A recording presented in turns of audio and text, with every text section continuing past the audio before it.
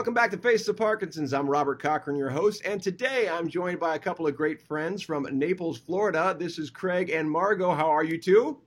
Hi, how you doing, Robert? I'm doing great. Margot, how are you? I'm fantastic, Robert. Glad to see you in person. In video person, here we are, and I'm so glad too. I've known about your guys' program for a little while, about your work with the Parkinson's community and improv in general. So we're well met without even having been met. But for the viewers at home who don't know anything about what you're doing, why don't you take me to the beginning? Margot, I know a little about your history with your dad, and then how perhaps that turned into a process or a program for those with Parkinson's. Great, thank you. Well, my father, as I mentioned, had Parkinson's, but actually by the time he passed away, he had Lewy body, which was never really diagnosed. You know, we have Parkinson-like diseases like Lewy body and PSA and all those other things, MSA. But I got very involved in the Parkinson's Association down here. And when I started taking improv from Craig several years ago, I was very motivated because I saw the therapeutic benefits. And that's what I wanted to do, is apply therapeutic doctrine or philosophy into the improvisational. So I offered it to everybody in town I could. People were going, what's that? And finally, the Parkinson's Association of Southwest Florida did let me start giving free classes. I was running 6-week classes for free. And then Craig came to one of the classes, and he had just become the education director here. He's now the wellness director here. And so that's how it really all started. That's fantastic. And Craig, we're going to get your side. So when we say here, where do we mean in particular? What's the name of your theater? It's the Sugden Theater, downtown Naples, Florida. And I've been the education director here for the last 3 years and just recently started in a new department, which we've opened up, which has been growing thanks to Margot and her classes and a number of other classes that we're doing here. So it's a wellness department where improvisation in theater is specifically used for theater therapy. And that department has grown so much that now that's my full-time job here, is that I'm teaching and directing all of those classes and making sure that I have wonderful teachers like Margot here to help me with that.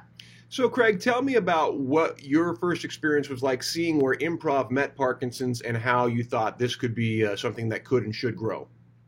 Well, it was really through Margot that I saw it for the first time. I had seen improv work with the generation that lives here in Naples, a little older generation. I moved down here to be closer to my parents. A lot of other people our age moved down here to be closer to their parents. And then, of course, the parents aging made it more visible. And our audience here at the Naples Players got older and older. And I'm teaching improv classes here 10 years ago. And I started to see that group of people age. And I started to see the benefits of improv when people would come to me and they're looking for something just to get them out of the house, to get them moving and just to get their brain moving and their bodies moving. And, from doing improv way back at Second City and then also being a comedy sports guy like yourself, I was never exposed to that back then. I mean, that was back in the early 90s. I had never seen anything like that before. And so now seeing that here in Naples and that being such a huge part of our market, I saw there was a real need for it. And when Margot suggested she was doing it, I should come down to the Parkinson's Association. I was game. And Margot, so bouncing this back to you then, where did you see the benefit and what, if you want to grow that forward, what has been the benefit of for the people with Parkinson's doing improvisation? Okay, well, there's many benefits, most of all, improving the mood, making them happy and laugh, because living with a chronic illness like Parkinson's is pretty difficult. And also, the care partners come with them.